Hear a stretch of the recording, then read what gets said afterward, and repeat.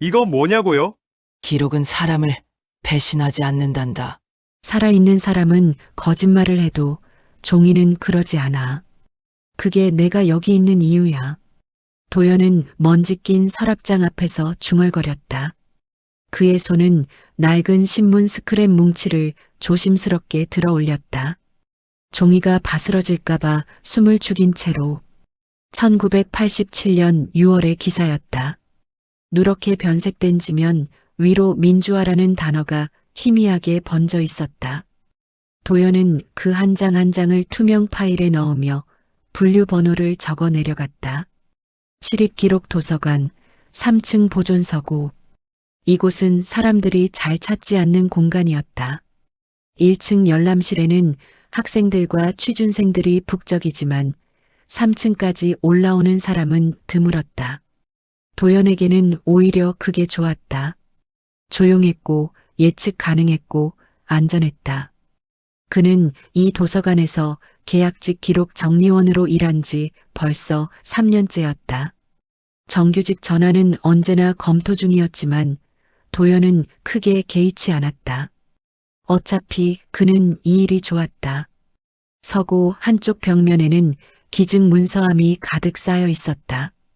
지역 주민들이 집안 정리를 하다가 버리기 아까운 자료들을 기증한 것들이었다. 오래된 가족사진, 졸업앨범, 일기장, 영수증, 편지, 심지어 학교 급식표까지. 누군가에게는 쓰레기였지만 도연에게는 모두 의미 있는 기록이었다. 그는 그것들을 분류하고 라벨을 붙이고 데이터베이스에 입력했다. 한 사람 한 사람의 삶이 흔적 없이 사라지지 않도록. 창밖으로는 겨울 햇살이 비스듬히 들어왔다. 12월 중순의 차가운 빛이었다. 도연은 손을 멈추고 잠시 창밖을 바라봤다. 도서관 앞 은행나무는 이미 모든 잎을 떨어뜨린 뒤였다. 앙상한 가지만 남아 하늘을 긁고 있었다. 도연 씨, 점심 드셨어요? 문이 열리며 관장 선우가 고개를 들이밀었다. 40대 중반쯤 되어 보이는 그는 언제나 부드러운 목소리로 말했다. 도연은 고개를 저었다. 아직요. 이거 끝내고 먹으려고요. 또 그러시네. 밥은 제때 먹어야죠. 몸 상하면 누가 책임져요. 선우는 웃으며 보온병을 책상 위에 놓았다. 따뜻한 차였다. 도연은 감사하다는 말 대신 가볍게 고개를 숙였다. 선우는 도연이 이곳에서 일하게 된 계기를 알고 있었다. 3년 전 도연이 처음 이력서를 들고 왔을 때 그는 학력란에 고졸이라고 적었고 경력란은 비어 있었다. 대신 자기소개서에는 이렇게 적혀 있었다. 저는 기록을 소중히 여기는 사람입니다. 제가 할 수 있는 일이 많지 않지만 이 일만큼은 제대로 하고 싶습니다. 선우는 그 한 줄에 마음이 움직였다. 면접에서 도연은 말수가 적었지만 질문에 대한 답은 정확했다. 그는 도연을 뽑았다. 그리고 3년이 흐른 지금 선우는 그 선택을 후회한 적이 없었다. 도연은 성실했고 꼼꼼했고 무엇보다 기록을 대하는 태도가 남달랐다. 오늘 기증 자료 좀 많이 들어왔어요. 천천히 하세요. 선우가 나간 뒤 도연은 다시 작업에 몰두했다. 그의 하루는 언제나 이런 식이었다. 출근, 분류, 입력, 정리, 퇴근. 반복적이고 단조로운 일상.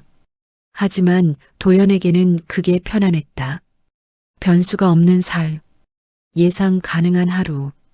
그는 그런 걸 원했다. 저녁 6시가 되자 도연은 가방을 챙겼다. 퇴근길은 언제나 같은 루트였다. 도서관 앞 버스 정류장에서 12번 버스를 타고 20분 뒤 종점에서 내린다. 거기서 도보로 10분. 낡은 연립주택 2층. 그곳이 도연의 집이었다. 집에는 양어머니 미정이 있었다.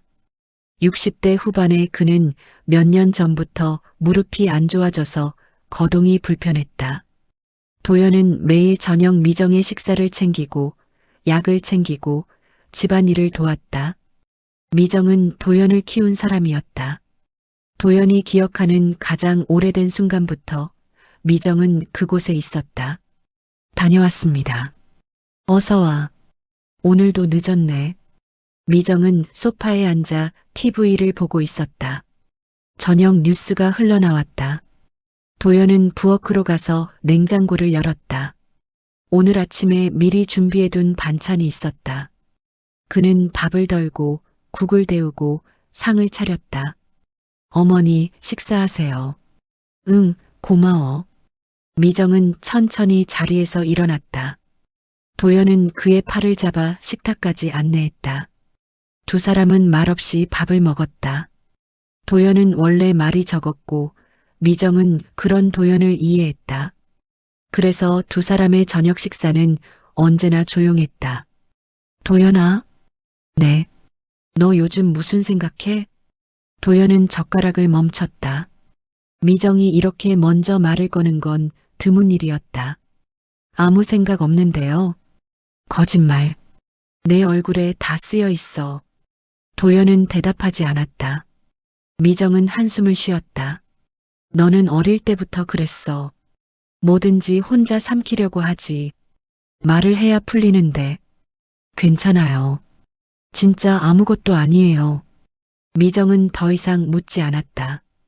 도연은 빠르게 밥을 마저 먹고 설거지를 했다. 그리고 자신의 방으로 들어갔다. 방은 좁았지만 정돈되어 있었다.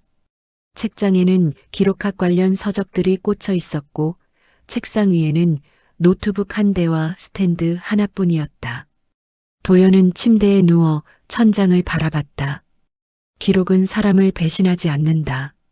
그는 다시 그 문장을 떠올렸다. 그게 사실이길 바랐다. 기록만큼은 거짓말을 하지 않기를. 사람처럼 변하지 않기를. 그는 눈을 감았다. 내일도 똑같은 하루가 기다리고 있었다. 그리고 도연은 그게 좋았다. 아니, 좋다고 믿고 싶었다.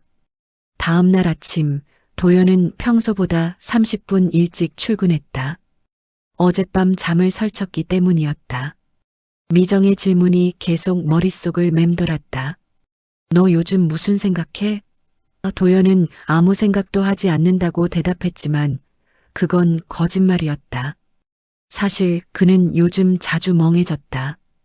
이유를 알 수 없는 공허함이 그를 짓눌렀다. 3층 보존서고는 여전히 고요했다. 도연은 어제 하던 작업을 이어갔다. 기증 문서함 속 자료를 하나씩 꺼내고 분류하고 라벨을 붙였다. 오전 10시쯤 그는 낡은 나무 상자 하나를 발견했다. 상자 표면에는 1992부터 1995까지 보호시설 관련 기록이라고 적혀 있었다. 도연은 상자를 조심스럽게 열었다. 안에는 분류카드 뭉치와 서류 몇 장이 들어 있었다. 분류카드는 손바닥만 한 크기의 두꺼운 종이였다. 예전에는 도서관에서 책을 분류할 때 이런 카드를 사용했었다. 도연은 카드를 한 장씩 넘기며 내용을 확인했다. 그런데 그 순간 그의 손이 멈췄다. 카드 한 장에 적힌 이름. 강도현. 도연은 숨이 막혔다. 그는 카드를 다시 들여다봤다. 분명했다. 강도현. 자신과 똑같은 이름이었다. 카드에는 다른 정보도 적혀 있었다. 생년월일 1994년 0월 0일 초기. 보호기록 식별번호 A-274. 인계자 박연숙. 비고 추후 연락 금지 조치. 도연은 카드를 든 손이 떨리는 걸 느꼈다. 이게 뭐지? 왜 내 이름이 여기 있지? 그는 카드를 뒤집어 봤다. 뒷면에는 아무것도 적혀 있지 않았다. 다시 앞면을 봤다. 글씨는 희미했지만 또렷했다. 강도현. 1994년생. 식별번호 A-274. 도연은 자신의 생년월일을 떠올렸다. 1994년 0월 0일 카드에 적힌 날짜와 정확히 일치했다. 이게 우연일까? 도연은 중얼거렸다. 아니, 우연일 리 없었다. 이름도 같고 생년월일도 같고 심지어 보호 기록이라는 단어까지. 도연은 자신이 고아였다는 사실을 알고 있었다. 미정이 그를 입양한 건 그가 2살 때였다. 정확히 1996년. 미정은 그에게 자세한 이야기를 해주지 않았다. 넌 내가 키운 아이야. 그것만 알면 돼. 그게 전부였다. 도연은 카드를 책상 위에 내려놓았다. 그리고 상자 안을 다시 뒤졌다. 혹시 다른 자료가 있을까 싶어서. 하지만 상자 안에는 다른 사람들의 분류 카드만 가득했다. 도연과 관련된 자료는 그 한 장뿐이었다. 그는 카드를 다시 집어들고 한참을 들여다봤다. 인계자 박연숙? 이 이름은 처음 들어봤다. 추후 연락 금지 조치. 이 문장은 무슨 뜻일까? 도연은 머릿속이 복잡해졌다. 그는 카드를 주머니에 넣었다. 일단 아무에게도 말하지 않기로 했다. 점심시간이 되었다. 도연은 식당에 가지 않고 서고에 남았다. 밥을 먹을 기분이 아니었다. 그는 노트북을 켜고 박연숙이라는 이름을 검색했다. 하지만 너무 흔한 이름이라 특정할 수 없었다. 그는 다시 1992만 1995 보호시설이라는 키워드로 검색했다. 몇 개의 기사가 나왔다. 대부분 폐쇄된 시설에 대한 내용이었다. 도연은 한 기사를 클릭했다. 1995년 무허가 보호시설 적발 아동 12명 긴급 이송. 기사에는 당시 상황이 자세히 나와 있었다. 열악한 환경, 부족한 인력, 불투명한 운영. 도연은 기사를 읽으며 가슴이 답답해졌다. 혹시 나도 거기 있었던 걸까? 오후 내내 도연은 일에 집중할 수 없었다. 그는 자꾸만 주머니 속 카드를 만졌다. 그 카드가 뜨거운 것처럼 느껴졌다. 퇴근 시간이 되자 도연은 서둘러 짐을 챙겼다. 집에 가서 미정에게 물어볼 생각이었다. 하지만 버스 안에서 그는 마음을 바꿨다. 아니야. 아직은 아니야.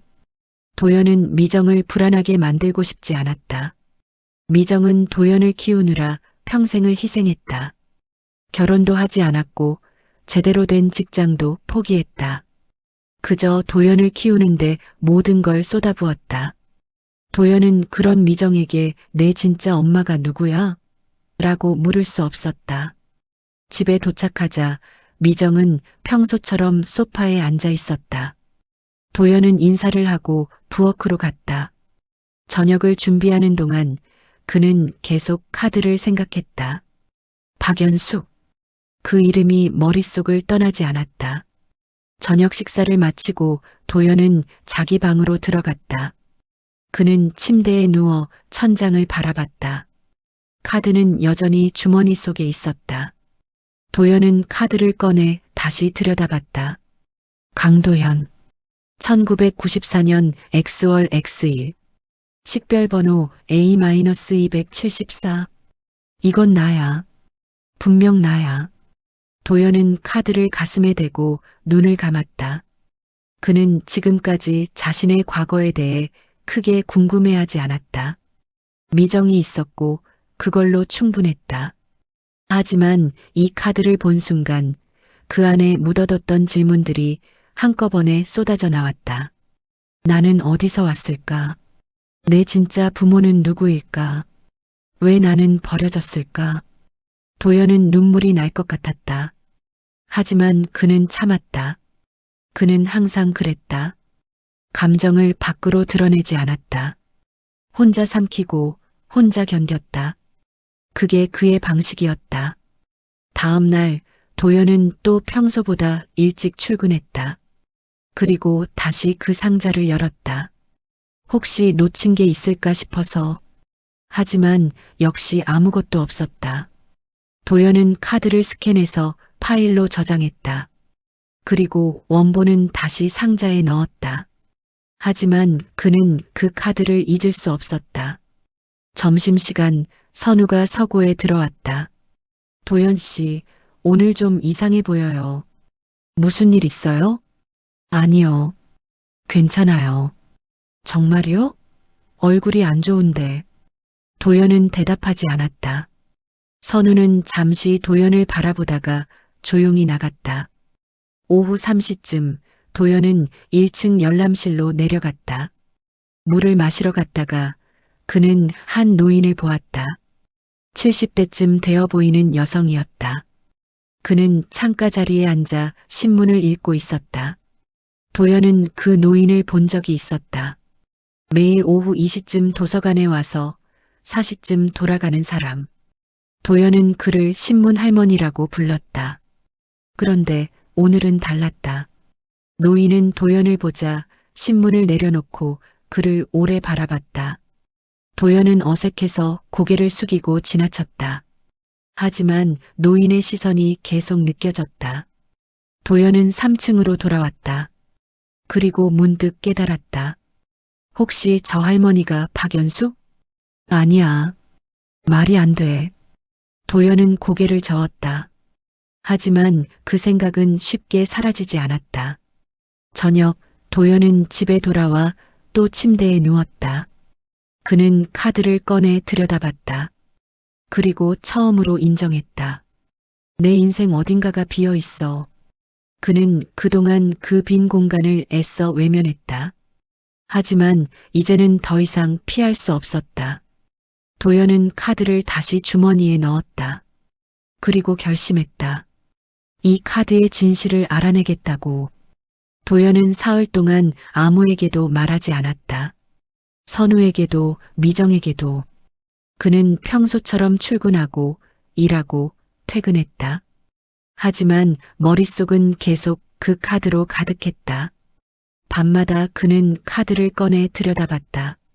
강도현, 박연수, 식별번호 A-274. 그 글자들이 그를 잠들지 못하게 했다. 나흘째 되는 날, 도연은 결국 참지 못하고 1층 열람실로 내려갔다. 오후 2시 10분, 그는 창가 자리를 확인했다. 역시 그 노인이 앉아 있었다. 신문을 읽고 있었다. 도연은 멀리서 그를 바라봤다. 노인은 여전히 조용했다. 주변 사람들과 대화하지도 않았고 사서에게 책을 빌리지도 않았다. 그저 신문만 읽었다. 도연은 용기를 내서 다가갔다. 하지만 막상 가까이 가니 말이 나오지 않았다. 그는 그냥 지나쳤다. 노인은 도연을 봤지만 이번에는 시선을 돌렸다. 도연은 계단을 올라가며 한숨을 쉬었다. 바보 같아. 뭘 물어보려고 했던 거야. 하지만 그날 저녁 이상한 일이 일어났다. 도연이 퇴근하려고 현관을 나서는데 그 노인이 도서관 앞 벤치에 앉아 있었다. 12월 중순에 찬바람이 불고 있었다. 노인은 두꺼운 코트를 입고 있었지만 추워 보였다. 도연은 잠시 망설이다가 다가갔다. 괜찮으세요? 노인은 고개를 들었다. 그리고 도연을 똑바로 바라봤다. 도연은 그 눈빛에서 뭔가 낯익은 느낌을 받았다. 추운데 왜 여기 계세요? 버스 기다리세요? 아니, 그냥. 노인의 목소리는 낮고 떨렸다. 도연은 더 물어볼 수 없었다. 그는 가방에서 핫팩을 꺼냈다. 이거라도 쓰세요. 노인은 핫팩을 받아들었다.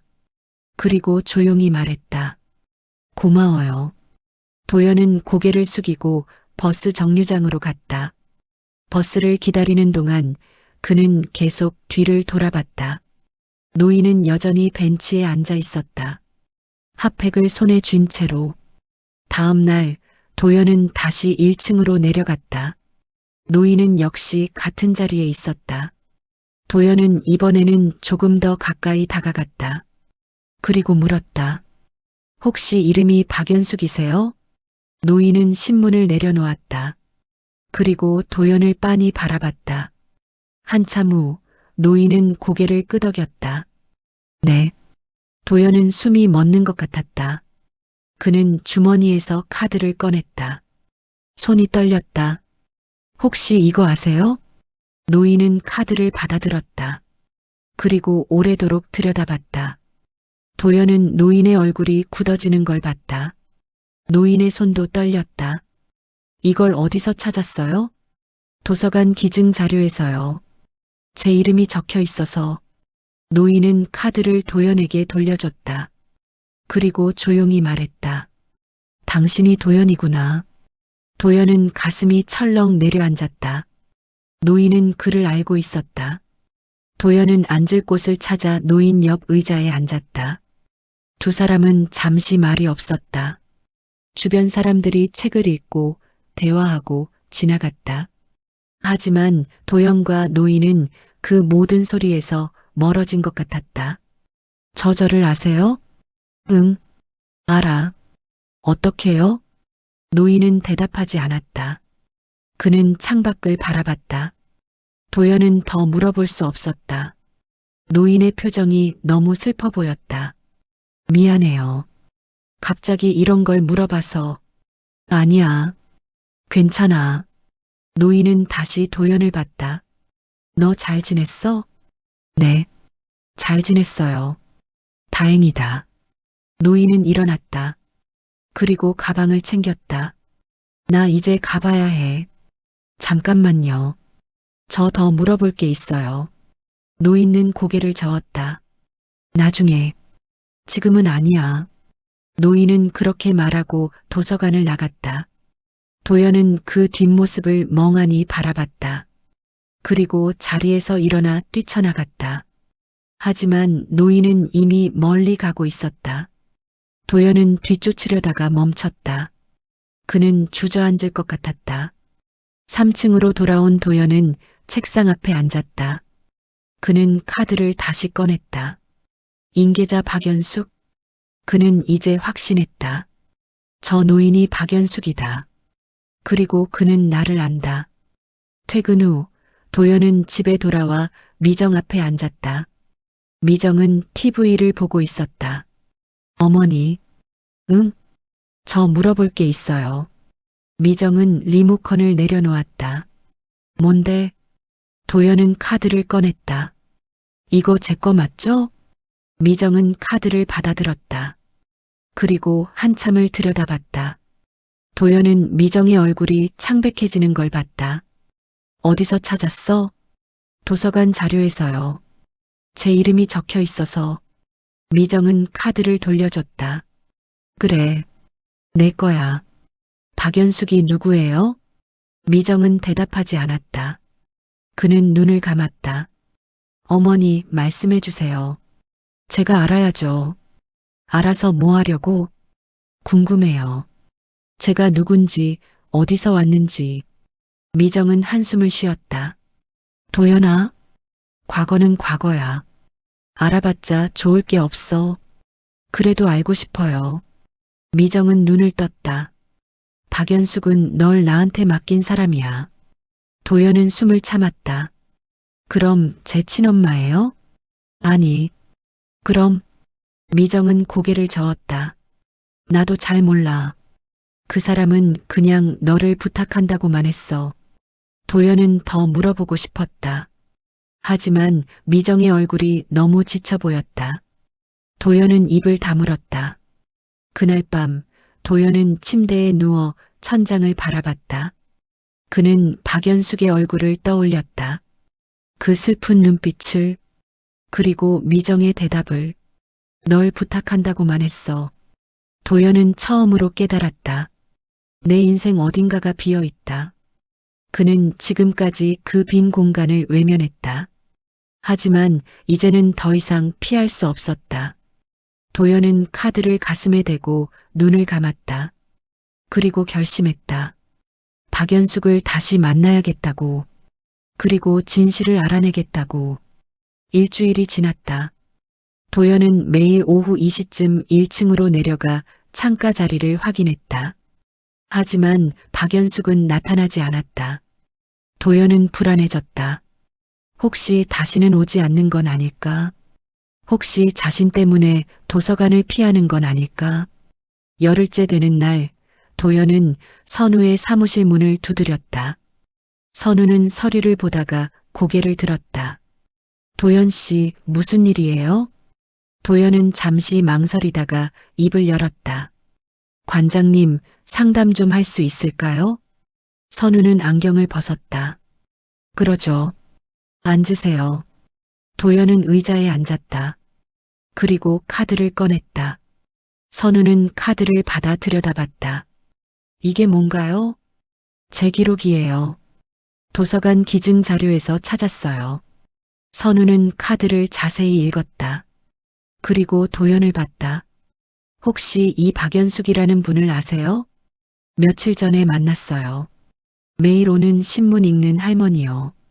선우는 눈을 크게 떴다. 아, 그분이요? 네. 제가 물어봤더니 저를 아신대요. 그런데 말을 안 하시고 가버리셨어요. 선우는 카드를 돌려줬다. 도연 씨, 이거 어떻게 하고 싶으세요? 진실을 알고 싶어요. 제가 누군지, 어디서 왔는지. 선우는 고개를 끄덕였다. 당연히 알아야죠. 그게 당신 권리예요. 도연은 안도했다. 선우가 이해해줄 줄 알았지만 막상 들으니 고마웠다. 근데 관장님, 저 혼자서는 어떻게 해야 할지 모르겠어요. 선우는 잠시 생각하더니 말했다. 일단 공식적인 절차를 밟읍시다. 이 카드가 어떤 경로로 도서관에 왔는지 확인하고 관련 기록을 찾아봐요. 그리고 박연숙 할머니가 다시 오시면 제가 같이 말씀드려 볼게요. 정말요? 네. 혼자서 감당하기 힘들잖아요. 도연은 눈시울이 뜨거워졌다. 선우는 미소를 지었다. 도연 씨, 이 일은 서둘러야 할 일도 아니고 혼자 떠안을 일도 아니에요. 천천히 절차를 지키면서 확인하면 돼요. 제가 도와드릴게요. 도연은 고개를 숙였다. 감사합니다. 별 말씀을요. 이건 제 일이기도 해요. 기록 정리원으로서. 선우는 노트북을 켰다. 일단 이 카드가 들어있던 상자를 다시 확인해 봅시다. 기증자가 누군지, 언제 들어왔는지. 도연과 선우는 3층 보존석으로 올라갔다. 도연은 상자를 꺼냈다. 선우는 상자 겉면의 라벨을 확인했다. 2023년 11월 기증. 기증자는 이름이 없네요. 익명 기증이었나 봐요. 익명이요? 네. 가끔 그런 경우가 있어요. 집안 정리하다가 버리기 아까운 자료를 익명으로 기증하는 거죠. 선우는 상자 안을 뒤졌다. 그리고 서류 한 장을 꺼냈다. 여기 기증 신청서가 있네요. 연락처도 없고 주소도 없어요. 그냥 보호시설 관련 기록이라고만 적혀 있어요. 도연은 실망했다. 그럼 누가 기증했는지 알 수 없나요? 지금으로선 어렵네요. 하지만 포기하지 마세요. 혹시 박연숙 할머니가 다시 오시면 그분께 직접 물어볼 수 있잖아요. 도연은 고개를 끄덕였다. 선우는 상자를 다시 정리했다. 일단 이 상자는 제가 따로 보관할게요. 혹시 필요하면 언제든 확인할 수 있게요. 감사합니다, 관장님. 선우는 도연의 어깨를 두드렸다. 도연 씨, 너무 조급해하지 마세요. 진실은 언젠가 드러나게 돼 있어요. 우리는 그냥 기다리면서 할 수 있는 걸 하면 돼요. 도연은 선우의 말에 위로받았다. 선우는 정말 좋은 사람이었다. 도연은 처음으로 누군가에게 자신의 고민을 털어놨다는 사실이 고마웠다. 다음 날 도연은 평소처럼 일했다. 하지만 오후 2시가 되자 그는 또 1층으로 내려갔다. 창가 자리를 확인했다. 하지만 박연숙은 없었다. 도연은 한숨을 쉬고 3층으로 돌아왔다. 그런데 오후 3시쯤 선우가 서구로 올라왔다. 도연 씨, 박연숙 할머니 오셨어요. 도연은 벌떡 일어났다. 정말요? 네. 1층 열람실에 계세요. 제가 같이 가서 말씀드릴까요? 도연은 망설였다. 하지만 선우가 함께 있다면 조금 덜 떨릴 것 같았다. 네, 부탁드려요. 두 사람은 1층으로 내려갔다. 박연숙은 여전히 창가 자리에 앉아 신문을 읽고 있었다. 선우가 먼저 다가갔다. 안녕하세요. 저는 이 도서관 관장 선우라고 합니다. 박연숙은 고개를 들었다. 그리고 선우와 도연을 번갈아 봤다. 무슨 일이세요? 잠시 말씀 좀 나눌 수 있을까요? 도연 씨와 관련된 일인데요. 박연숙은 잠시 망설이다가 고개를 끄덕였다. 세 사람은 도서관 한쪽 상담실로 이동했다. 작은 방이었지만 조용했다. 선우가 먼저 말했다. 할머니, 도연 씨가 자신의 기록을 찾았어요. 할머니 이름이 적혀 있더라고요. 박연숙은 고개를 숙였다. 그래요. 도연 씨는 자신의 과거를 알고 싶어 해요. 할머니께서 아시는 걸 말씀해 주실 수 있나요? 박연숙은 한참을 말이 없었다. 그리고 천천히 입을 열었다. 저는 도연이를 보호시설에서 데려왔어요. 그리고 미정 씨에게 맡겼죠. 도연은 숨을 죽였다. 왜요? 왜 저를 미정 어머니에게 맡기셨어요? 박연숙은 도연을 봤다. 그게 최선이었어요. 최선이요? 무슨 뜻이에요? 박연숙은 눈물을 글썽였다. 도연아, 넌 버림받은 게 아니야. 그때는 너를 지키기 위한 선택이었어. 도연은 가슴이 벅차올랐다. 누가 그런 선택을 한 거예요? 할머니예요?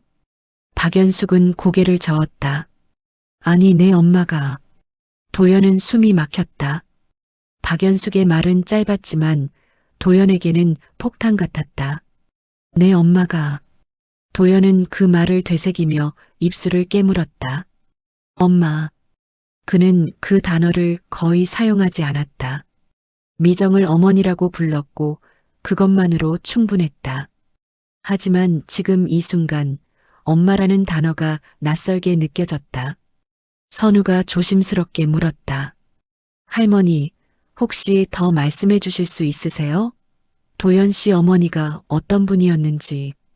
박연숙은 손수건을 꺼내 눈가를 닦았다. 그리고 천천히 말을 이어갔다. 도연이 엄마는 제 딸이었어요. 도연은 눈이 커졌다. 그럼 할머니는 제 외할머니세요? 박연숙은 고개를 끄덕였다. 하지만 그의 표정은 여전히 슬펐다. 그래, 나는 내 외할머니야. 도연은 말문이 막혔다. 외할머니. 그는 지금까지 혈육이라고는 미정밖에 없다고 생각했다. 하지만 지금 눈앞에 자신의 외할머니가 앉아 있었다. 그럼 제 엄마는 어디 계세요? 박연숙은 고개를 떨어뜨렸다. 없어. 오래전에 세상을 떠났어. 도연은 가슴이 철렁 내려앉았다. 그는 엄마를 만날 수 있을 거라고 기대했다. 하지만 이미 돌아가셨다니. 언제요? 내가 3살 때쯤. 도연은 숨을 깊이 들이마셨다. 그는 아무것도 기억나지 않았다. 3살 이전의 기억은 거의 없었다. 무슨 일로 돌아가신 거예요? 박연숙은 대답하지 않았다. 선우가 끼어들었다. 할머니, 도연 씨가 알아야 할 권리가 있어요. 천천히 말씀해 주세요. 박연숙은 한참을 망설이다가 입을 열었다. 도연이 엄마는 교통사고로 세상을 떠났어. 도연은 눈을 감았다. 교통사고. 그는 그 말을 되뇌었다. 그럼 제 아빠는요? 박연숙은 고개를 저었다. 내 아빠는 내가 태어나기 전에 이미 없었어. 무슨 뜻이에요? 내 엄마는 혼자 너를 낳았어. 아빠는 책임지지 않았지. 도연은 입술을 깨물었다. 그는 지금까지 자신의 출생에 대해 여러 가지를 상상했다. 하지만 현실은 상상보다 더 복잡했다. 할머니는 왜 저를 직접 키우지 않으셨어요? 박연숙은 눈물을 흘렸다. 미안해. 나는 그럴 형편이 안 됐어. 당시 나는 일용직으로 일하면서 겨우 살았거든. 내 엄마가 세상을 떠난 뒤 나는 너를 키울 자신이 없었어. 도연은 박연숙을 바라봤다. 그의 눈빛에는 원망보다 안타까움이 더 컸다. 그래서 미정 어머니에게 맡기신 거예요? 응. 미정 씨는 내 엄마의 친구였어. 착한 사람이었지. 미정 씨가 너를 키우겠다고 했어. 도연은 고개를 끄덕였다. 미정이 친구였다는 사실은 처음 알았다. 미정은 그 이야기를 한 번도 하지 않았다. 선우가 다시 물었다. 할머니, 혹시 당시 기록이나 사진 같은 게 남아 있나요? 박연숙은 가방을 뒤졌다.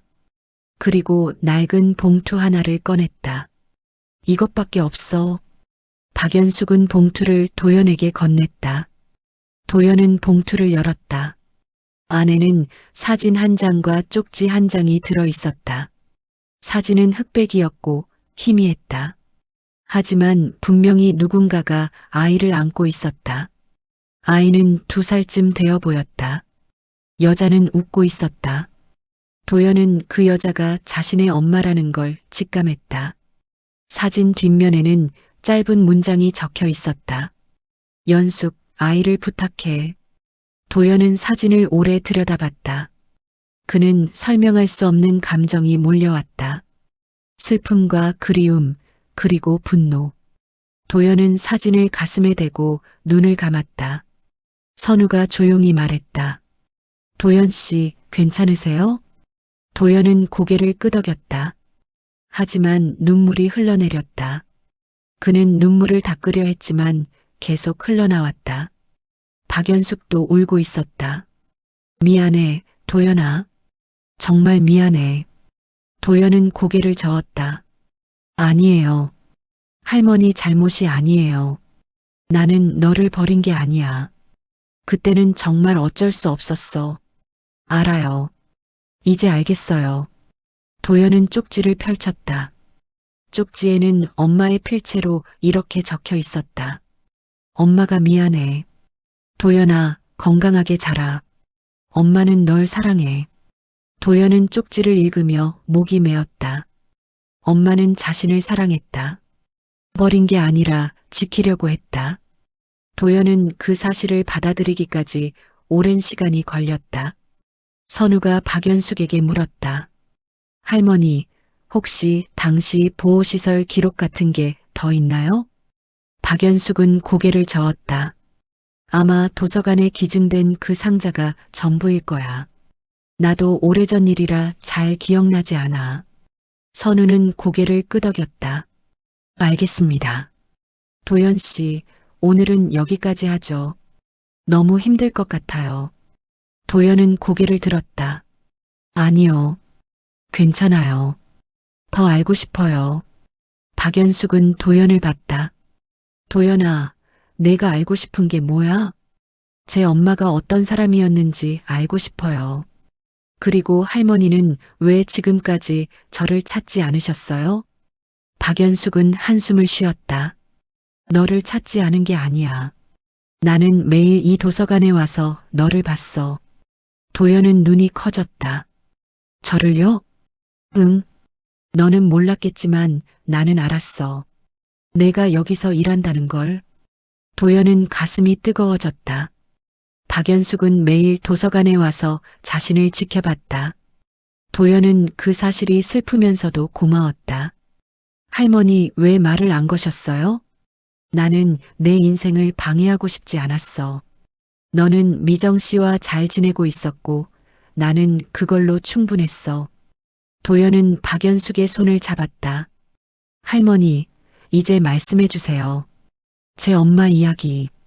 박연숙은 눈물을 닦고 천천히 말을 시작했다. 내 엄마 이름은 박지영이야. 착하고 밝은 아이였어. 어려운 환경에서도 웃음을 잃지 않았지. 하지만 너를 낳고 나서 많이 힘들어했어. 아빠가 없는 상태에서 혼자 아이를 키운다는 게 쉽지 않았거든. 도연은 고개를 끄덕이며 들었다. 그래도 내 엄마는 널 무척 사랑했어. 매일 밤 너를 안고 자장가를 불러줬지. 나는 그 모습을 보며 안심했어. 하지만 그 행복은 오래가지 못했어. 박연숙은 말을 멈췄다. 도연은 기다렸다. 교통사고가 난 건 내가 3살 때였어. 내 엄마는 일을 마치고 집으로 오는 길이었어. 비가 많이 왔고 차가 미끄러졌대. 그리고 박연숙은 더 이상 말을 잇지 못했다. 도연은 박연숙의 손을 꽉 잡았다. 괜찮아요, 할머니. 이제 알았어요. 박연숙은 고개를 들었다. 도연아, 너는 내 엄마를 닮았어. 착하고 성실하고 책임감 있는 아이야. 나는 그게 자랑스러워. 도연은 눈물을 닦았다. 감사합니다, 할머니. 3사람은 한참을 조용히 앉아 있었다. 도서관 밖에서는 사람들이 오가고 차가 지나가고 세상은 여전히 돌아갔다. 하지만 이 작은 상담실 안에서 도연은 처음으로 자신의 뿌리를 찾았다. 선우가 일어났다. 할머니, 도연 씨, 오늘은 여기까지 하시죠. 천천히 정리할 시간이 필요할 것 같아요. 박연숙과 도연은 고개를 끄덕였다. 3사람은 상담실을 나왔다. 박연숙은 도연에게 말했다. 도연아, 앞으로 가끔 볼 수 있을까? 도연은 미소를 지었다. 네, 할머니. 자주 봬요. 박연숙은 도연을 꽉 안아줬다. 도연은 처음으로 외할머니의 품에 안겼다. 따뜻했다. 도연은 사흘 동안 일을 쉬었다.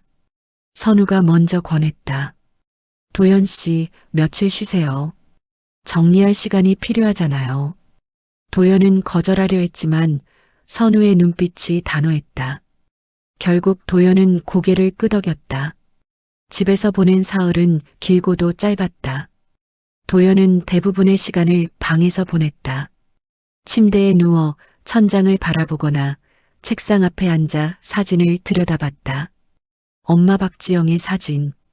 흑백이고 희미했지만 도연은 그 사진을 외울 때까지 들여다봤다. 엄마는 웃고 있었다. 아이를 아는 채로. 그 아이가 자신이라는 게 신기했다. 미정은 도연에게 아무것도 묻지 않았다. 다만 평소보다 더 자주 방문을 두드렸다. 도연아, 밥 먹어라. 도연아, 물 좀 마셔. 도연아, 괜찮아? 도연은 매번 네라고 대답했지만 미정은 안심하지 못했다. 도연의 얼굴이 점점 야위어가는 게 보였다. 사흘째 저녁, 도연은 결국 방에서 나왔다. 거실에는 미정이 소파에 앉아 TV를 보고 있었다. 하지만 화면을 제대로 보는 것 같지는 않았다. 도연은 미정 옆에 앉았다. 미정은 리모컨을 내려놓고 도연을 봤다. 좀 나아졌어? 네. 괜찮아요. 거짓말. 내 얼굴에 다 쓰여 있어. 도연은 쓴웃음을 지었다. 미정은 언제나 그를 꿰뚫어 봤다. 어머니.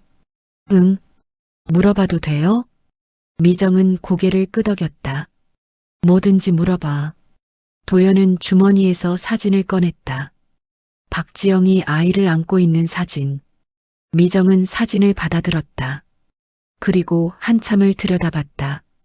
도연은 미정의 손이 떨리는 걸 봤다. 어머니, 이 사람 아시죠? 미정은 고개를 끄덕였다. 지영이야. 제 엄마요. 응. 도연은 숨을 깊이 들이마셨다. 어머니는 엄마랑 친구였다고요? 그래. 우리는 고등학교 동창이었어. 도연은 처음 듣는 이야기였다. 미정은 사진을 도연에게 돌려줬다. 지영이는 착한 애였어. 밝고 활발하고 누구한테나 친절했지. 우리는 졸업 후에도 연락하며 지냈어. 그런데 왜 한 번도 말씀 안 하셨어요? 미정은 눈을 감았다. 말하기 힘들었어. 지영이 생각하면 아직도 가슴이 아파. 도연은 미정의 손을 잡았다. 어머니, 제가 알아야 할 게 있으면 말씀해 주세요. 이제는 감당할 수 있어요. 미정은 눈을 떴다. 그리고 천천히 말을 시작했다. 지영이는 25살에 너를 낳았어. 아빠 없이. 그 사람은 책임지지 않았거든. 도연은 고개를 끄덕였다. 박연숙에게 들은 이야기와 같았다. 지영이는 혼자 너를 키웠어. 낮에는 식당에서 일하고 밤에는 편의점 아르바이트를 했지. 너를 먹이고 재우고 입히기 위해서. 미정의 목소리가 떨렸다. 나는 그때 지영이를 많이 도와주지 못했어. 나도 형편이 넉넉하지 않았거든. 그래도 가끔 지영이네 집에 가서 너를 돌봐주곤 했어. 도연은 미정의 이야기를 조용히 들었다. 지영이는 힘들어도 웃었어. 너 때문에 살아간다고 했지. 너를 보면 모든 게 괜찮아진다고. 미정은 눈물을 닦았다. 그런데 그 사고가 났어. 도연은 숨을 죽였다. 지영이는 비 오는 날 일을 마치고 집으로 오다가 차에 치였어. 운전자가 음주운전이었대. 지영이는 그 자리에서. 미정은 더 이상 말을 잇지 못했다. 도연은 미정을 안아줬다. 미정은 도연의 품에서 소리내어 울었다. 미안해, 도연아. 내가 지영이를 더 도와줬어야 했는데. 아니에요, 어머니. 어머니 잘못이 아니에요. 나는 지영이한테 약속했어. 너를 잘 키우겠다고. 지영이 목까지 너를 사랑하겠다고. 도연은 눈물을 참았다. 어머니, 저 키워주셔서 감사해요. 고맙긴. 너는 내 아들이야. 피는 안 섞였어도 너는 내가 낳은 것만큼이나 소중해. 도연은 미정을 꽉 안았다. 두 사람은 한참을 그렇게 있었다. 거실 시계가 째깍째깍 소리를 냈다. TV에서는 뉴스가 흘러나왔다. 하지만 두 사람은 그 어떤 소리도 듣지 못했다. 한참 후 미정이 먼저 말했다. 도연아, 연숙 할머니 만났다며? 네. 외할머니세요. 알아. 연숙 씨가 지영이 어머니라는 거. 도연은 눈이 커졌다. 알고 계셨어요? 당연하지. 연숙 씨가 너를 내게 맡겼잖아. 그럼 왜 한 번도 말씀 안 하셨어요? 미정은 한숨을 쉬었다. 연숙 씨가 부탁했어. 내가 크면 자연스럽게 알게 될 거라고. 그때까지는 내가 평범하게 자랄 수 있게 해달라고. 도연은 이해가 됐다. 박연숙도 미정도 모두 자신을 위한 선택을 한 것이었다. 어머니, 저는 어머니가 진짜 엄마예요. 미정은 웃었다. 고마워, 도연아. 아니, 진심이에요. 저를 키워주신 건 어머니잖아요. 제 기억 속엔 어머니밖에 없어요. 미정은 도연의 머리를 쓰다듬었다. 그래도 너는 지영이 아들이기도 해. 그리고 연숙 씨 손자이기도 하고. 너는 많은 사람의 사랑을 받은 아이야. 도연은 고개를 끄덕였다. 이제 알겠어요. 저는 버려진 게 아니었어요. 절대 아니야. 너는 지켜진 거야. 도연은 미정에게 다시 한번 감사하다는 말을 했다. 미정은 그저 웃으며 도연의 등을 토닥였다. 그날 밤 도연은 오랜만에 깊은 잠을 잤다. 악몽도 없었고 중간에 깨지도 않았다. 그는 아침 햇살에 눈을 떴다. 창문 너머로 겨울 햇살이 비쳐 들어왔다. 차가웠지만 따뜻했다. 다음 날 도연은 출근했다. 선우는 그를 보자 안도한 표정을 지었다. 도연 씨, 좀 나아 보이네요. 네, 괜찮아요. 다행이에요. 천천히 하세요. 도연은 3층 보존석으로 올라갔다. 책상 위에는 며칠간 밀린 자료들이 쌓여 있었다. 도연은 자리에 앉아 작업을 시작했다. 분류하고 라벨 붙이고 입력하는 일. 반복적이고 단조로운 일. 하지만 도연은 이 일이 좋았다. 기록은 거짓말하지 않았다. 기록은 사람을 배신하지 않았다. 오후 2시쯤 도연은 1층으로 내려갔다. 창가 자리를 확인했다. 박연숙이 앉아 있었다. 신문을 읽고 있었다. 도연은 다가갔다. 할머니. 박연숙은 고개를 들었다. 그리고 미소를 지었다. 도연아, 오늘도 오셨네요. 응, 매일 와. 도연은 박연숙 옆에 앉았다. 할머니 미정 어머니한테 다 들었어요. 그래. 네. 엄마 이야기도 할머니 이야기도. 박연숙은 신문을 내려놓았다. 이제 어떻게 할 거야? 도연은 잠시 생각했다. 저는 할머니랑 자주 보고 싶어요. 그리고 엄마에 대해서도 더 알고 싶고요. 박연숙은 눈물을 글썽였다. 정말? 네. 할머니도 제 가족이잖아요. 박연숙은 도연의 손을 잡았다. 고마워, 도연아. 제가 더 감사하죠. 할머니가 매일 저를 지켜봐 주셔서. 박연숙은 웃었다. 나는 내가 잘 자라는 걸 보는 게 행복했어. 도연은 박연숙과 오랜 시간 이야기를 나눴다. 엄마 박지영의 어린 시절 이야기, 좋아했던 음식, 꿈꿨던 것들. 박연숙은 천천히 하나하나 기억을 꺼내 들려줬다. 도연은 그 모든 이야기를 마음에 새겼다. 해가 기울 무렵 박연숙이 일어났다. 나 이제 가봐야겠다. 할머니, 내일도 오실 거죠? 당연하지. 그럼 내일 봬요. 박연숙은 도연의 머리를 쓰다듬었다. 잘 가, 도연아. 도연은 박연숙이 도서관을 나가는 걸 지켜봤다. 그리고 3층으로 올라갔다. 선우가 서고에 들어왔다. 도연 씨, 박연숙 할머니랑 이야기 잘 나눴어요? 네. 고맙습니다, 관장님. 별 말씀을요. 도연 씨가 행복하면 저도 기뻐요. 선우는 책상 위 서류를 정리하며 말했다. 도연 씨, 혹시 정규직 전환 생각해 봤어요? 도연은 눈이 커졌다. 정규직이요? 네. 시에서 내년에 정규직 전환 심사를 한대요. 도연 씨 같은 사람이라면 충분히 가능할 것 같은데. 도연은 망설였다. 저학력이 고졸인데 괜찮을까요? 학력보다 중요한 건 실력이에요. 도연 씨는 3년 동안 정말 성실하게 일했어요. 충분히 자격 있어요. 도연은 가슴이 뛰었다. 정규직? 그동안 꿈도 꾸지 못한 일이었다. 생각해 볼게요. 좋아요. 서두를 필요 없어요. 천천히 결정하세요.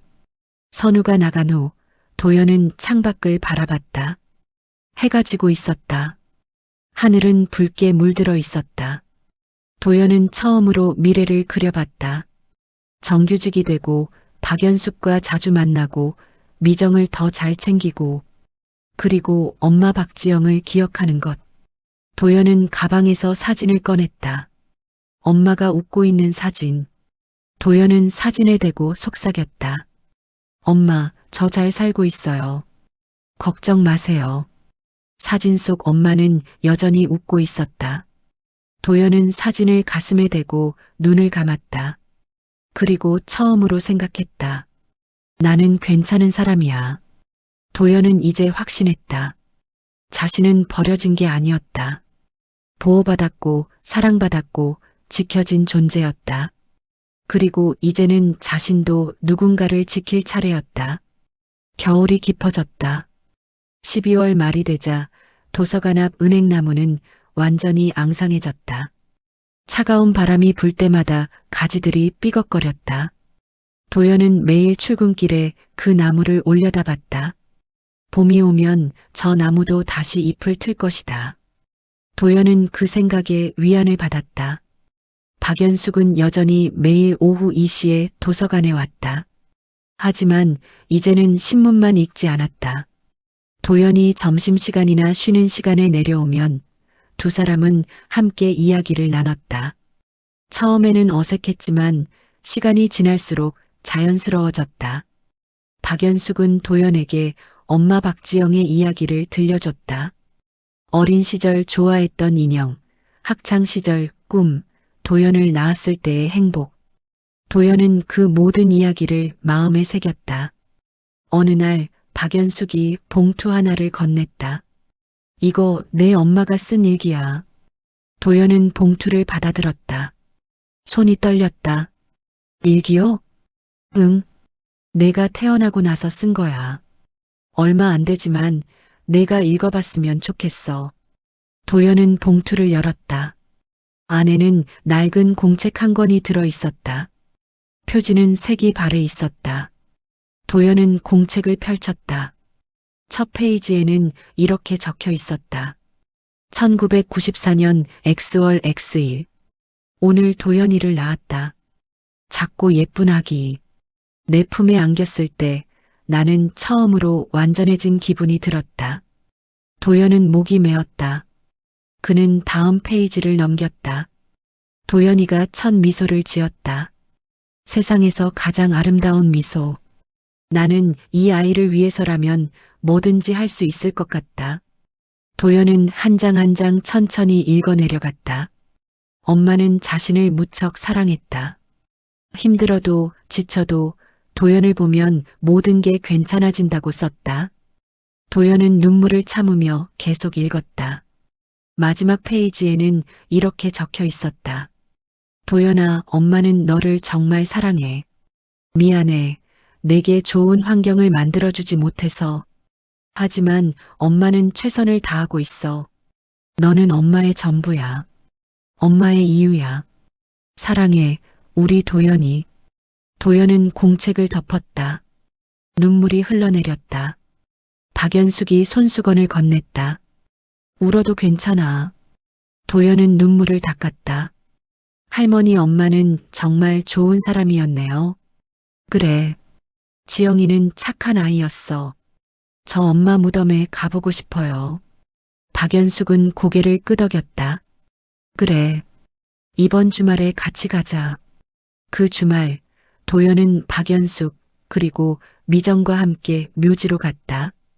엄마 박지영의 무덤은 작은 공동묘지 한쪽에 있었다. 비석은 오래되어 이끼가 끼어 있었다. 도연은 비석을 닦으며 엄마에게 말을 걸었다. 엄마, 저예요. 도연이요. 바람이 불었다. 도연은 그게 엄마의 대답인 것 같았다. 저 잘 자랐어요. 미정 어머니가 잘 키워주셨어요. 그리고 연숙 할머니도 만났어요. 엄마 일기도 읽었고요. 도연은 눈물을 닦았다. 엄마 사랑해요. 그리고 감사해요. 저를 낳아주셔서. 박연숙과 미정도 무덤 앞에 무릎을 꿇었다. 세 사람은 한참을 그렇게 있었다. 주변에는 다른 사람들도 있었지만 도연은 아무것도 보이지 않았다. 그는 오직 엄마만 생각했다. 묘지를 나오는 길, 박연숙이 도연에게 말했다. 도연아, 이제 내 인생을 살아. 네. 너는 지금까지 과거에 묶여 있었어. 하지만 이제는 앞을 봐야 해. 도연은 고개를 끄덕였다. 할머니 말씀이 맞아요. 저도 그렇게 하고 싶어요. 박연숙은 미소를 지었다. 지영이도 그걸 원할 거야. 내가 행복하게 사는 거. 미정도 거들었다. 도연아, 정규직 전환 신청했어? 아직요. 고민 중이에요. 뭘 고민해? 당연히 해야지. 도연은 웃었다. 알겠어요. 신청할게요. 세 사람은 함께 버스를 타고 집으로 돌아왔다. 도연은 창밖을 바라보며 생각했다. 이제는 정말 앞으로 나아가야겠다고. 과거를 잊는 게 아니라 과거를 안고 앞으로 가야겠다고. 다음 주 월요일 도연은 선우에게 정규직 전환 신청서를 제출했다. 선우는 기뻐하며 도연의 어깨를 두드렸다. 잘 결정했어요, 도연 씨. 감사합니다, 관장님. 심사는 내년 2월쯤 있을 거예요. 걱정 마세요. 잘 될 거예요. 도연은 고개를 끄덕였다. 그는 이제 미래를 기대했다. 그런데 며칠 후 도서관에 낯선 사람이 찾아왔다.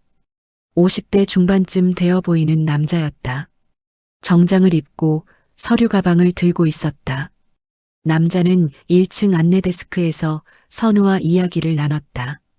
도연은 3층에서 그 모습을 내려다봤다. 뭔가 중요한 이야기인 것 같았다. 1시간 후 선우가 3층으로 올라왔다. 도연 씨, 잠깐 사무실로 올래요? 네. 도연은 선우를 따라 사무실로 갔다. 낯선 남자가 앉아 있었다. 선우가 소개했다. 도연 씨, 이분은 이정우 이사님이에요. 시립문화재단 소속이시고요. 도연은 인사했다. 안녕하세요. 이정우는 악수를 청했다. 반갑습니다. 도연 씨. 소문 많이 들었어요. 소문이요? 네. 성실하고 꼼꼼하게 일한다고요. 도연은 어색하게 웃었다. 감사합니다. 이정우는 서류 몇 장을 꺼냈다. 도연 씨, 저희 재단에서 내년에 새로운 프로젝트를 시작하려고 해요. 지역 기록물 디지털화 사업인데요. 네. 이 프로젝트에 도연 씨가 참여해 주셨으면 합니다. 정규직으로 채용하고 프로젝트 책임자로 일하게 될 거예요. 도연은 깜짝 놀랐다. 저를요? 네. 도연 씨 같은 사람이 필요해요. 선우가 거들었다. 도연 씨, 좋은 기회예요. 도연은 망설였다. 분명 좋은 제안이었다. 정규직의 책임자 역할까지. 하지만 뭔가 찜찜했다. 죄송한데요. 제가 자격이 될까요? 저는 학력도 고졸이고 경력도 많지 않은데요. 이정우는 웃었다. 학력은 중요하지 않아요. 중요한 건 열정과 실력이죠. 도연 씨는 그걸 충분히 증명했어요. 도연은 여전히 망설였다. 시간을 좀 주실 수 있나요? 생각해보고 싶어요. 물론이죠. 다음 주까지 답변 주시면 돼요. 이정우는 명함을 건넸다. 연락 기다릴게요. 이정우가 나간 후 선우가 말했다. 도연 씨, 정말 좋은 기회예요. 놓치지 마세요. 네, 생각해 볼게요. 도연은 사무실을 나왔다. 그리고 3층으로 올라가 책상 앞에 앉았다. 명함을 들여다봤다. 시립문화재단 이정호. 도연은 고민에 빠졌다.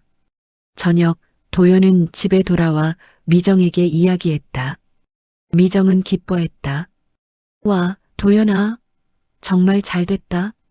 그런데 전 이게 맞는 건지 모르겠어요. 왜? 저 실력으로 들어가는 게 아니라 그냥 제안받는 거잖아요. 미정은 고개를 저었다. 도연아, 그게 내 실력이야. 내가 3년 동안 성실하게 일했으니까 제안받은 거지. 도연은 여전히 확신이 서지 않았다. 다음 날 도연은 박연숙에게도 이야기했다. 박연숙은 한참을 생각하더니 말했다. 도연아, 내가 원하는 게 뭐야? 저는 제 실력으로 인정받고 싶어요. 그럼 그렇게 해. 네. 박연숙은 도연을 똑바로 봤다. 내가 원하는 방식대로 해. 누가 뭐래도 내 인생은 내가 선택하는 거야.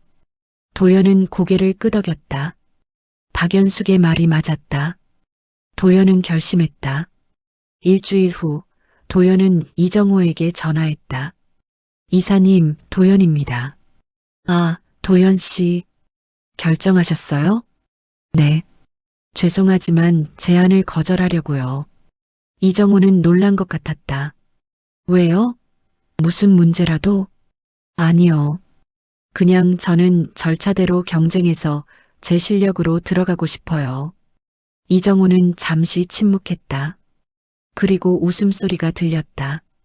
도연 씨, 당신 정말 대단하네요. 죄송합니다. 아니요. 오히려 존경스러워요. 알겠어요. 하지만 기회는 열려 있으니까 언제든 생각 바뀌면 연락 주세요. 감사합니다. 도연은 전화를 끊었다. 그리고 깊은 숨을 내쉬었다. 선우가 옆에서 물었다. 거절했어요? 네. 왜요? 저는 제 방식대로 하고 싶어요. 선우는 웃었다. 그래요. 좋아요. 그게 도연 씨답네요. 도연은 다시 정규직 전환 심사를 준비하기로 했다. 쉽지 않을 거라는 걸 알았다. 하지만 도연은 포기하지 않았다. 그는 매일 조금씩 준비했다. 자료를 정리하고 포트폴리오를 만들고 면접 연습을 했다. 박연숙과 미정은 도연을 응원했다. 선우도 도와줬다. 도연은 혼자가 아니었다. 그는 이제 알았다. 자신에게는 가족이 있고 응원하는 사람들이 있다는 것을. 겨울이 지나가고 봄이 다가왔다. 2월이 되었다. 정규직 전환 심사가 한 달 앞으로 다가왔다. 도연은 매일 밤 늦게까지 준비했다. 그는 지난 3년간의 작업 기록을 정리하고 자신이 만든 데이터베이스 시스템을 문서화했다. 선우는 도연에게 조언을 아끼지 않았다. 도연 씨, 너무 긴장하지 마세요. 당신은 충분히 잘하고 있어요. 감사합니다, 관장님. 면접에서는 기술적인 것보다 열정을 보여주는 게 중요해요. 당신이 왜 이 일을 하는지, 무엇을 이루고 싶은지 말하세요. 도연은 고개를 끄덕였다. 그는 선우의 조언을 마음에 새겼다. 어느 날 저녁, 도연은 박연숙과 미정을 집으로 초대했다. 세 사람이 함께 저녁을 먹는 건 처음이었다. 도연은 직접 요리를 했다. 간단한 찌개와 반찬이었지만 정성을 다했다. 우와, 도연아. 내가 요리를 이렇게 잘했어? 미정이 놀라며 말했다. 박연숙도 웃으며 거들었다. 우리 도연이 정말 다재다능하구나. 도연은 쑥스럽게 웃었다. 별거 아니에요. 세 사람은 둘러앉아 밥을 먹었다. 처음에는 어색했지만 곧 자연스러워졌다. 미정과 박연숙은 옛날 이야기를 나눴다. 도연의 엄마 박지영에 대한 이야기였다. 도연은 그 이야기를 들으며 엄마의 모습을 상상했다. 지영이는 정말 노래를 잘했어. 학교 축제 때마다 무대에 섰지. 미정이 말했다. 박연숙이 덧붙였다. 맞아. 지영이 꿈이 가수였거든. 근데 형편이 안 돼서 포기했지. 도연은 처음 듣는 이야기였다. 엄마가 가수가 되고 싶어 하셨어요? 응. 그런데 우리 집이 가난해서 학원도 못 다니고. 박연숙의 목소리가 낮아졌다. 도연은 박연숙의 손을 잡았다. 할머니, 괜찮아요. 엄마는 행복했을 거예요. 저를 낳고 키우면서요. 박연숙은 눈물을 글썽였다. 그래, 내 말이 맞아. 저녁을 마치고 세 사람은 거실에 앉아 차를 마셨다. 도연은 박연숙에게 물었다. 할머니, 혹시 엄마가 부른 노래 기억나세요? 응. 지영이가 자주 부르던 노래가 있어. 엄마야 누나야라는 동요였어. 너를 재울 때 불러줬지. 도연은 그 노래를 알고 있었다. 어릴 적 미정도 그 노래를 불러줬었다. 미정 어머니도 그 노래 불러주셨어요. 미정이 웃었다. 그래. 내가 그 노래를 좋아했거든. 도연은 가슴이 따뜻해졌다. 엄마와 미정, 그리고 자신을 연결하는 노래. 도연은 그 노래를 흥얼거렸다. 박연숙과 미정도 따라 불렀다. 세 사람의 목소리가 작은 거실을 채웠다. 그날 밤 박연숙과 미정이 돌아간 후 도연은 혼자 방에 앉아 생각했다. 그는 이제 자신의 과거를 이해했다. 버림받은 게 아니라 보호받았다는 것을, 사랑받았다는 것을. 도연은 처음으로 스스로에게 말했다. 나는 괜찮은 사람이야. 그 말을 하는 순간 도연은 오랫동안 자신을 짓눌렀던 무게가 벗겨지는 걸 느꼈다. 그는 이제 자유로웠다. 2월 말 정규직 전환 심사가 있었다. 도연은 심사위원 앞에서 자신의 작업을 발표했다. 그는 지난 3년간 정리한 기록물의 수 만든 데이터베이스 시스템, 그리고 앞으로의 계획을 설명했다. 심사위원들은 고개를 끄덕이며 들었다. 도연 씨, 마지막으로 한마디 해주세요. 왜 이 일을 계속하고 싶은가요? 심사위원이 물었다. 도연은 잠시 생각하다가 입을 열었다.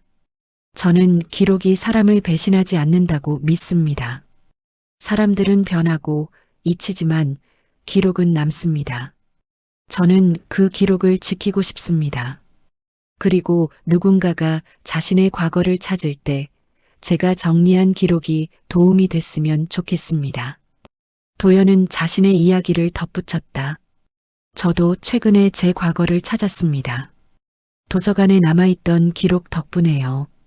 그래서 저는 이 일이 얼마나 중요한지 압니다. 저는 이 일을 계속하고 싶습니다. 심사위원들은 박수를 쳤다. 도연은 고개를 숙여 인사했다. 일주일 후 결과가 나왔다. 도연은 합격했다. 선우가 결과를 알려줬을 때 도연은 믿기지 않았다. 정말요? 네, 정말이에요. 축하해요, 도연 씨. 도연은 눈물이 날 것 같았다. 하지만 참았다. 그는 대신 선우에게 깊이 고개를 숙였다. 감사합니다, 관장님. 정말 감사합니다. 저야말로 고마워요. 앞으로도 잘 부탁해요. 도연은 즉시 미정과 박연숙에게 전화했다. 두 사람 모두 기뻐했다. 도연아, 정말 잘했어. 우리 도연이 최고야. 도연은 웃으며 대답했다. 다 어머니들 덕분이에요. 그날 저녁 세 사람은 다시 모여 축하 저녁을 먹었다. 도연은 처음으로 자신의 성취를 자랑스러워했다. 그는 이제 자신감이 생겼다. 며칠 후 도연은 엄마 박지영의 무덤을 다시 찾았다. 혼자였다. 그는 무덤 앞에 무릎을 꿇고 말했다. 엄마, 저 합격했어요. 정규직 됐어요. 바람이 불었다. 도연은 계속 말했다. 엄마 덕분이에요. 엄마가 저를 낳아주고 사랑해 주셔서 저는 여기까지 올 수 있었어요. 도연은 눈물을 닦았다. 엄마, 저는 이제 괜찮아요. 제 인생을 살 거예요. 엄마를 자랑스럽게 만들 거예요. 도연은 한참을 무덤 앞에 앉아 있었다. 그리고 일어나 돌아섰다. 그의 얼굴에는 미소가 번졌다. 도연은 이제 알았다. 자신의 인생에서 잃어버린 조각들이 모두 맞춰졌다는 것을. 그는 더 이상 과거에 묶여 있지 않았다. 그는 이제 미래를 향해 걸어갈 준비가 됐다. 봄이 왔다. 도서관 앞 은행나무에 새순이 돋아났다. 도연은 매일 아침 그 나무를 올려다보며 출근했다. 정규직이 된 후 그의 하루는 조금 달라졌다. 책임감이 더 커졌고 맡은 일도 많아졌다. 하지만 도연은 행복했다. 3월 중순 이정호 이사가 다시 도서관을 찾았다. 도연은 1층 안내데스크에서 글을 봤다. 이정호는 선우와 이야기를 나누다가 도연을 발견하고 손을 흔들었다. 도연은 인사를 했다. 점심시간 이정호가 도연을 따로 불렀다. 도연 씨, 잠깐 시간 괜찮아요? 네. 두 사람은 도서관 근처 카페로 갔다.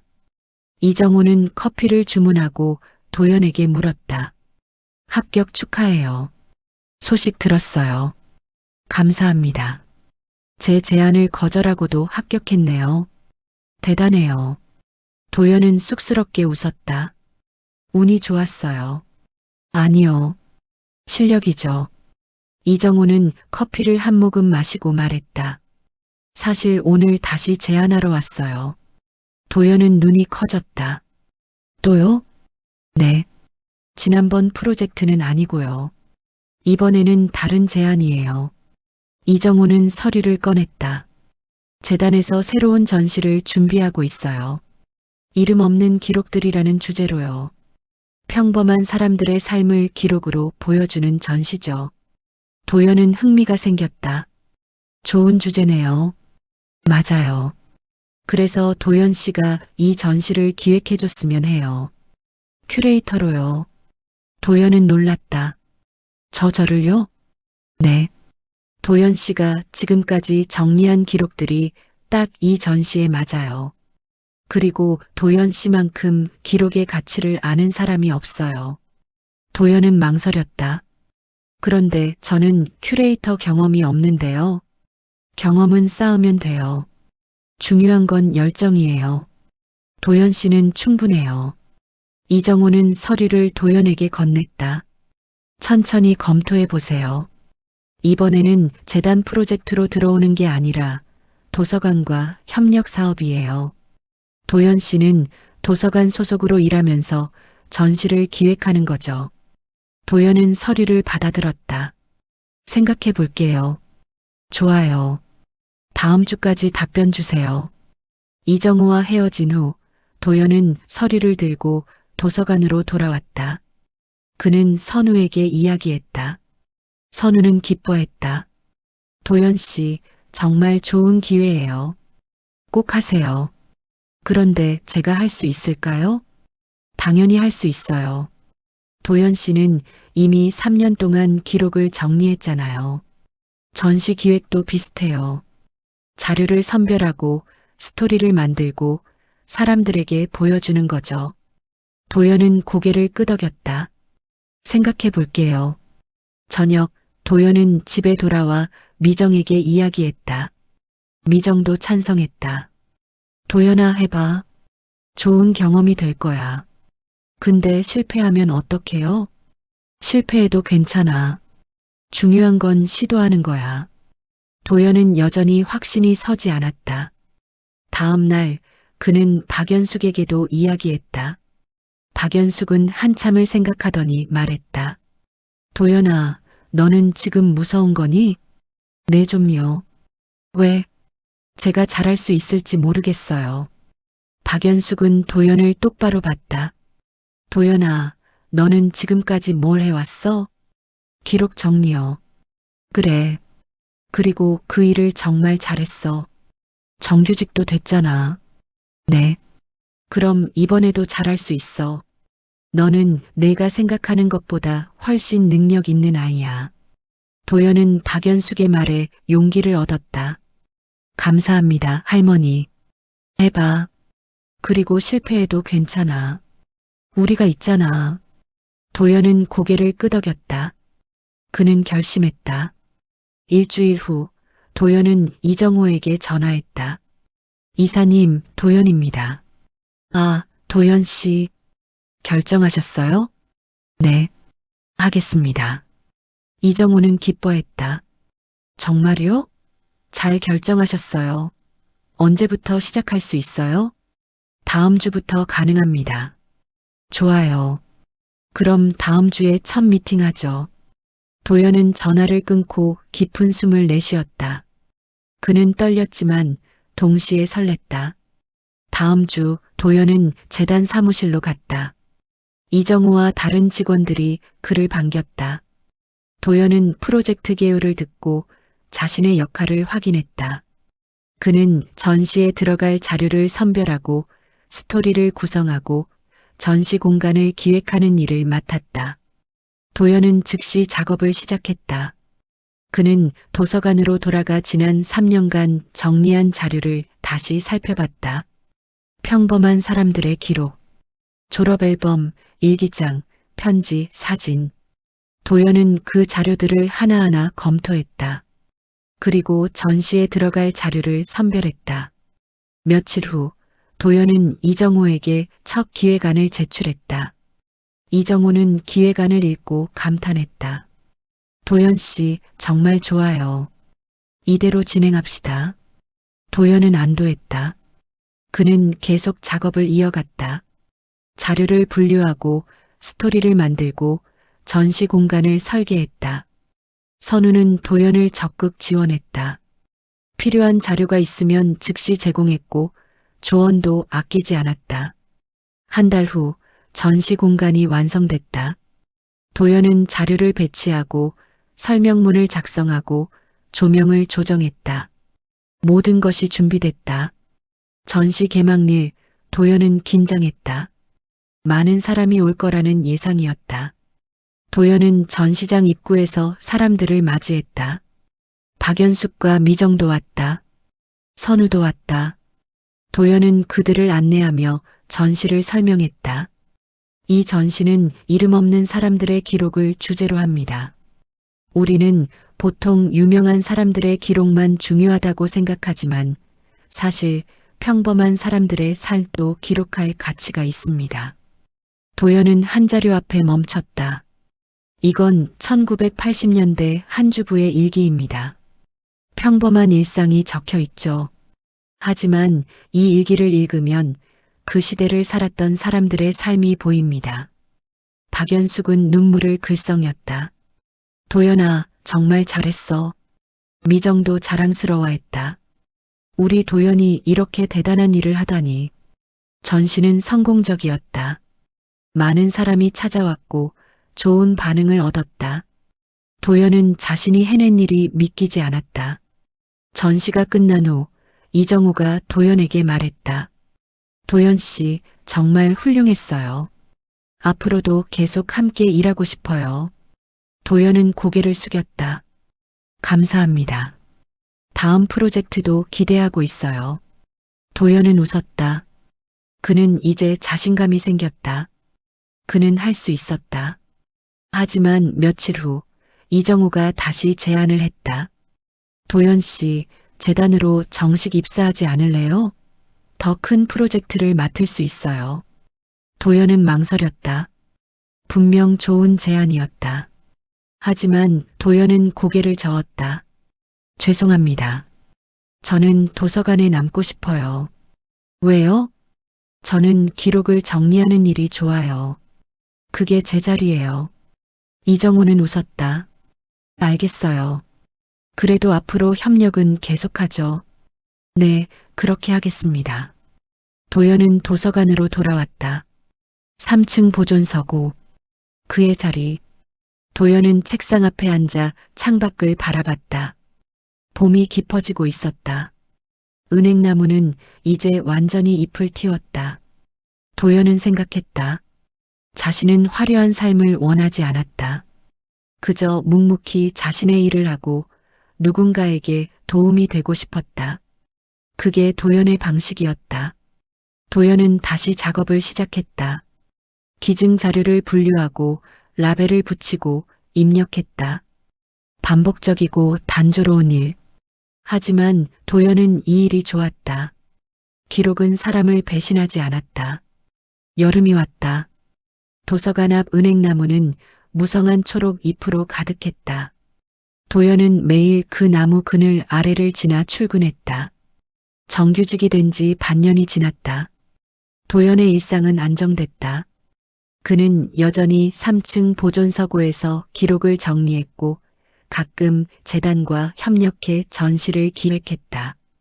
6월 어느 날 선우가 도연을 불렀다.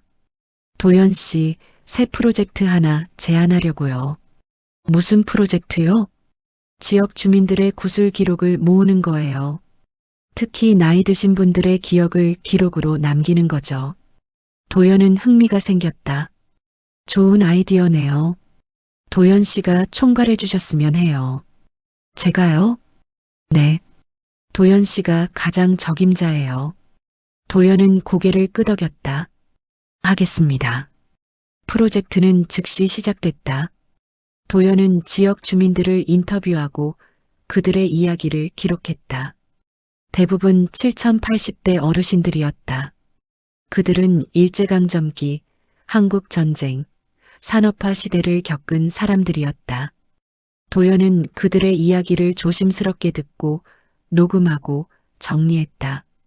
어느 날 도연은 한 할머니를 인터뷰했다. 80대 중반의 할머니였다. 그는 전쟁 중에 가족을 잃었다는 이야기를 했다. 도연은 할머니의 눈물을 보며 가슴이 아팠다. 할머니, 괜찮으세요? 응, 괜찮아. 그냥 오래전 일인데도 생각하면 아파. 힘드시면 그만하셔도 돼요. 아니야. 이야기하고 싶어. 이걸 기록으로 남겨야 우리가 겪은 일을 사람들이 알잖아. 도연은 고개를 끄덕였다. 그는 할머니의 이야기를 끝까지 들었다. 그리고 그 이야기를 정성껏 정리했다. 몇 달 후 구술 기록 프로젝트가 완료됐다. 도연은 총 10명의 이야기를 모았다. 그는 그 이야기들을 책으로 엮었다. 우리가 살았던 시간들이라는 제목이었다. 책 출판 기념회가 열렸다. 많은 주민이 참석했다. 인터뷰에 참여했던 어르신들도 왔다. 도연은 그들 앞에서 책을 소개했다. 이 책은 여러분의 이야기입니다. 여러분이 살아온 시간, 겪었던 일, 느꼈던 감정, 모두 소중한 기록입니다. 저는 이 기록을 정리한 것뿐입니다.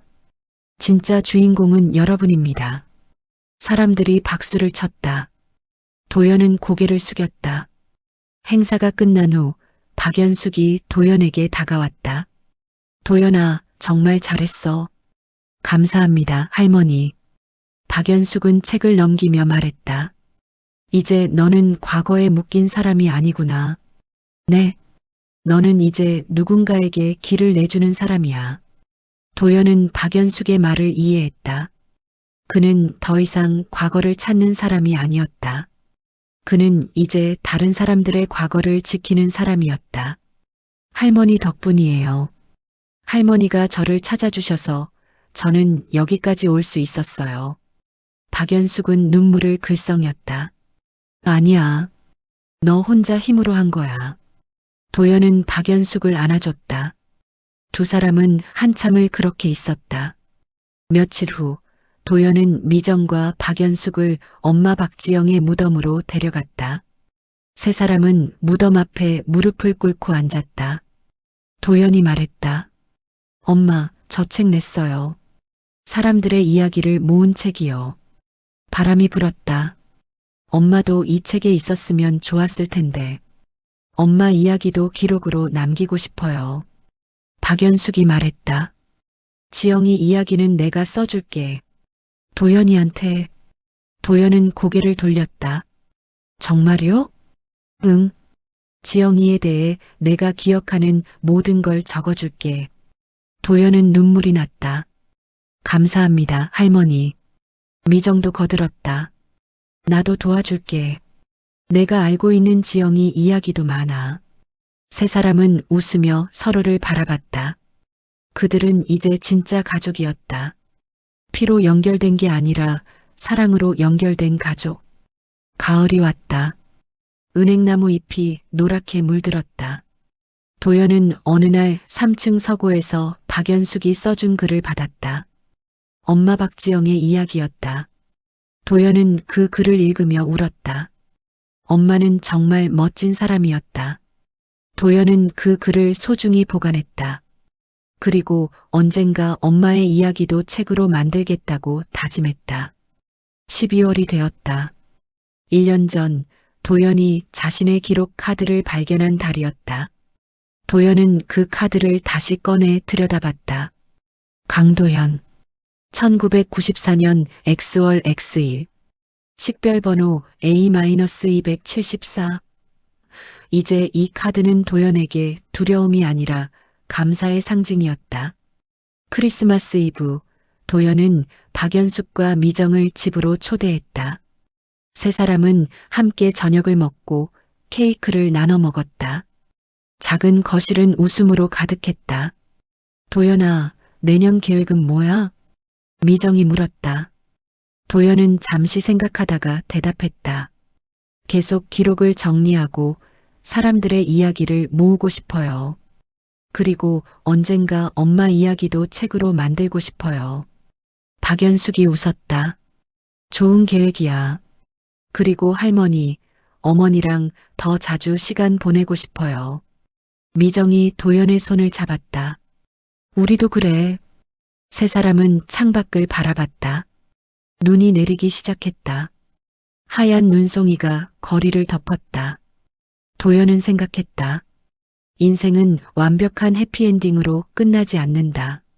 하지만 현실적인 화해와 회복으로 새로운 일상을 시작할 수 있다.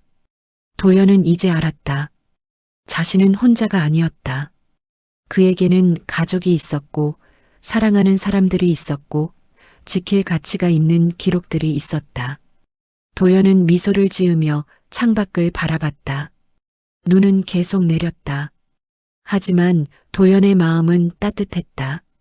그는 이제 자유로웠다. 그리고 행복했다.